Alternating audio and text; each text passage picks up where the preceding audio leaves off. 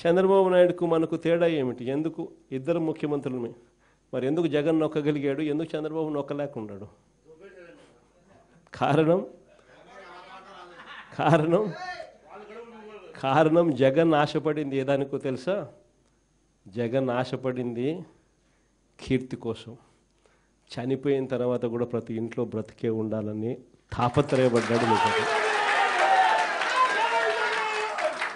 అందుకే ఎక్కడా కూడా రాజీ పడల. 2,73,000 కోట్లు బటన్ నొక్కగలిగాడు మీ జగన్.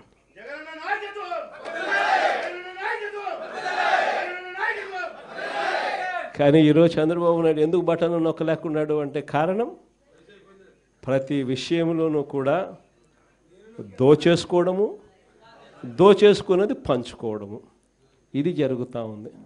రాష్ట్రానికి రావాల్సిన ఆదాయాలు కూడా ఫస్ట్ టైం తగ్గుముఖం. దేశం మొత్తం 11%, దేశం మొత్తం 13% ఆదాయాలు, దేశం మొత్తం ఆదాయాలు పెరిగితే మన రాష్ట్రంలో ఆదాయాలు కేవలం 3% పెరిగాయి. ఎందుకు మన రాష్ట్రంలో ఆదాయాలు పెరగడం లేదంటే కారణం రాష్ట్రానికి రావాల్సిన ఆదాయాలు రాష్ట్ర ఖజానాకు రావడంలా. రాష్ట్రానికి రావాల్సిన ఆదాయాలు తెలుగుదేశం పార్టీకి సంబంధించిన గజ దొంగల ముఠా జోబులు లేకపోతూ ఉంది కాబట్టి రాష్ట్రానికి సంబంధించిన ఆదాయాలు తగ్గుతూ ఉన్నాయి. ప్రతి అడుగులోనూ ఇదే కనిపిస్తూ ఉంది.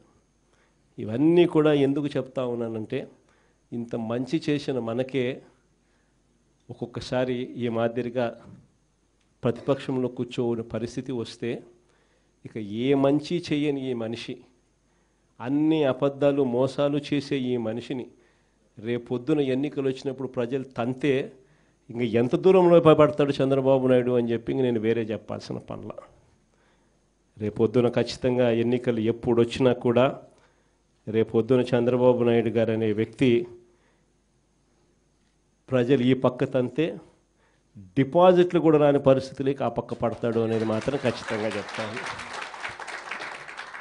ఈసారి జగన్ 2.0లో మాత్రం అలా ఉండదు. సంక్షేమము, రాష్ట్ర అభివృద్ధి, రాష్ట్ర ప్రజలే కాదు, ఈసారి కార్యకర్తలు మాత్రం అందరికన్నా పై స్థానంలో ఖచ్చితంగా ఉంటారని మాత్రం చెప్తాను. అంతేకాదు ఈసారి కార్యకర్తల బాగోగులు ఒక్కటే కాదు చూసుకునేది, ప్రతి కార్యకర్తకు కూడా నేను ఒకటే చెప్తా ఉన్నా, ఇవాళ జరుగుతూ ఉన్న అన్యాయాలను నేను చూస్తూ ఉన్నా, మీకు జరిగిన ప్రతి కష్టం నేను గమనిస్తూనే ఉన్నా. మీ అందరికీ కూడా నేను ఒకటే చెప్తా ఉన్నా, ఈరోజు ప్రతిపక్షంలో ఉండం, అవతలో అధికారం, అవతలోడు కష్టాలు పెడతాడు, అధికార దుర్వినియోగం చేస్తున్నాడు, పర్వాలా తీసుకుండా. ఎవడు అన్యాయం చేసినా కానీ మీ అందరికీ చెప్తా ఉన్నా, నేను రెడ్ బుక్ అన్నాను కానీ మీ ఇష్టం వచ్చిన బుక్లో పేరు రాసుకోండి.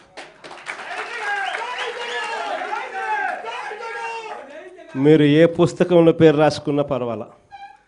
దాని తర్వాత మాత్రం మనం వచ్చిన తర్వాత మాత్రం ఖచ్చితంగా వడ్డీతో సహా, మళ్ళా చెప్తానా, వడ్డీతో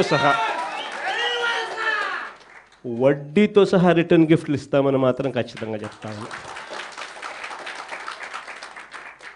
చేసిన వాళ్ళు మాత్రమే కాదు, వీళ్ళతో కుట్రలు పన్నుతూ చేయించిన వాళ్ళను కూడా, చేసిన వాళ్ళు మాత్రమే కాదు, వీళ్ళతో కుట్రలు పన్నుతూ చేయించిన వాళ్ళను కూడా, 7 సముద్రాల అవతలున్నా కూడా, రిటైర్డ్ అయిపోయి వెళ్ళిపోయినా కూడా అందరినీ తీసుకొని వచ్చి చట్టం ముందర నిలబెడతాం. అన్యాయం చేయడానికి కోసం వీళ్ళకు యూనిఫామ్ ఇవ్వాల, న్యాయంగా ధర్మంగా పాలన చేయడం కోసం యూనిఫామ్ ఇచ్చారు. మన హయాంలో ఎలా చేసాం మనం పాలన? మన హయాంలో జగనన్నకు చెబుదామని ఒక నెంబర్ ఇచ్చిన, స్పందన అని చెప్పి ప్రతి వారం కలెక్టర్ల దగ్గరికి పోయి చెప్పుకునే అవకాశం ఇచ్చినాం.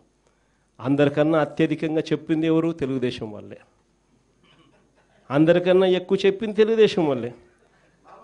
జగనన్నకు చెబుదామని చెప్పి ఫోన్ చేస్తే చాలు, అవతల ఎమ్మెల్యే అడ్డుకున్నా కూడా వాళ్ళకు మంచి చేసింది మన హయాంలో జరిగింది. స్పందనలో అత్యధికంగా కంప్లైంట్ చేసింది వాళ్ళు. ఎమ్మెల్యేలు లాంటి వాళ్ళు అడ్డుకున్నా కూడా వాళ్ళకందరికీ కూడా వాళ్ళని కాదని మంచి చేసింది మీ జగన్. కానీ ఈరోజు ఏం జరుగుతూ ఉంది? ఈరోజు ఏం చేస్తూ ఉన్నారు? ఈరోజు నిజంగా వీళ్ళు చేస్తూ ఉన్న అన్యాయాలకు ఖచ్చితంగా వీళ్ళు వడ్డీతో సహా వీళ్ళకు అర్థమయ్యేట్టుగా జరిగితేనే రేపొద్దున ఇంకొకసారి ఈ తప్పులు చేయకుండా రాష్ట్రం బాగుపడుతుంది.